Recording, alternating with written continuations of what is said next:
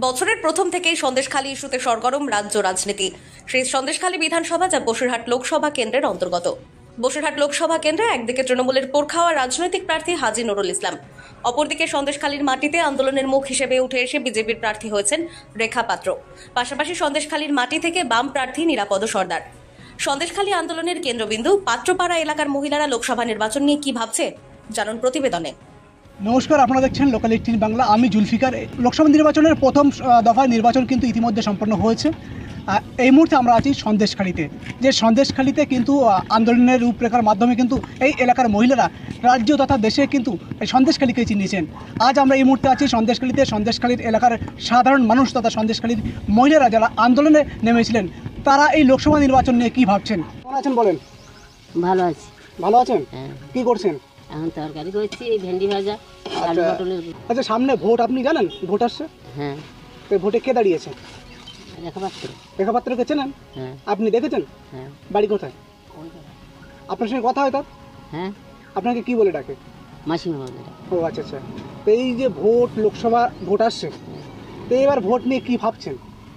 একটু চুলা একটু জাল দিন, ধোঁয়া হচ্ছে, তাই না? ওই ভোট নিয়ে আপনি কি ভাবছেন? দিতে হবে, যাকে ব্যাপার, আমাদের ব্যক্তিগত ব্যাপার তো, যাকে হোক দিতে হবে। কি তাহলে পরিবর্তন চান? কোনো সুযোগ সুবিধা আমরা পাইনি কোনোবারও। তাহলে কি পরিবর্তন চাইছেন? হ্যাঁ, পরিবর্তন তো হতেই হবে। হতেই হবে। হ্যাঁ, পরিবর্তন সবাই যেটা চাইবে আমাদেরকে সেটা চাইতে হবে। রেখাপাত্র? রেখাপাত্র আমার বোনের বৌমা। বোনের বৌমা? হ্যাঁ। আচ্ছা আচ্ছা। এখন ভালো আছি। ভালো আছি মোটামুটি। এখন খুব অসুবিধা হচ্ছে। অসুবিধার মধ্যে কি অসুবিধার মধ্যে আছেন? আগে একটু গন্ডগোল তো হয়েছিল মাঝখানে, খুব একটা না, একটু হয়েছিল আর কি। এটা বাবুরা অভিভাবকরা লোকজনের পাঠিয়ে সেটা শান্তি রক্ষা মতো আছে। এখন আপাতত শান্তি আছে। আপাতত। এই সামনে ভোট আসছে, জানেন? হ্যাঁ। এই ভোট নিয়ে কি ভাবছেন? যে আগে যে ছিলেন সে কি তৃণমূল ভালো কাজ করেছে, নাকি বিজেপি আপনার বাড়ির পাশে একজন মেয়ে ভোটে দাঁড়িয়েছে? এটা নিয়ে কি ভাবছেন? ভাবছি মেয়েটা শিক্ষিত না, পাস করা না, কোনো ডিগ্রি নেই। এটা আপত্তি, আর কিছু।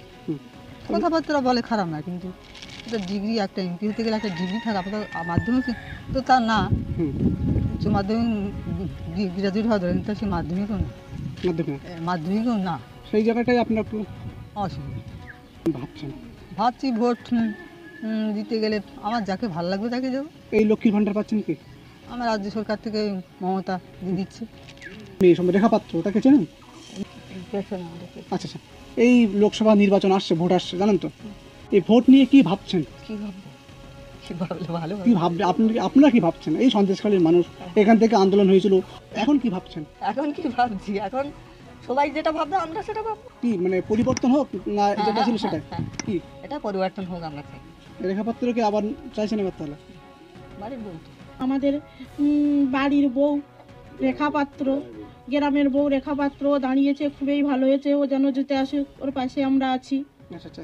তাকে সাহায্য করবেন সব? হ্যাঁ, সাপোর্ট করতে চাই। গরিব বাড়ির বউ, ও যেন ভালোভাবে জয়ী হয়ে আসে, এটাই আমরা কামনা করি। কি ভাববো, যেভাবে শান্তি পাবো সেইভাবে চেষ্টা করতে হবে। কেমন? এমন কি, আমাদের বাড়ির পাশে রেখা দিদি দাঁড়িয়েছে। রেখা দিদিকে চেনেন? হ্যাঁ, আমাদের বৌমা হয়, ওই তো ওখানে বাড়ি। কথা হয় আপনার সঙ্গে? হ্যাঁ, সে তো দিতে হবে। বাড়ির মেয়ে দাঁড়িয়েছে যখন, তা ওকে তো ভোট দিতেই হবে। আর নুসরাত এসেছিল, ভোট যখন নেয়নি তখন এসেছিল, তারপরে ভোট যখন হয়ে গেছে আর ওকে দেখিনি। আচ্ছা আচ্ছা। তখন সে কি করে আসবে? সে তো টিপটাপে ব্যস্ত, এটা করতে ব্যস্ত, সেটা করতে ব্যস্ত। আমাদের দিকে তখন দেখবে কি করে দেখবে?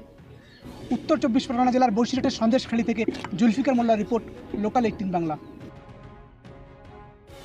সমস্ত রকম গুরুত্বপূর্ণ শিক্ষণীয় খবরাখবর সবার আগে জানতে অবশ্যই আমাদের চ্যানেলটিকে সাবস্ক্রাইব করে রাখুন।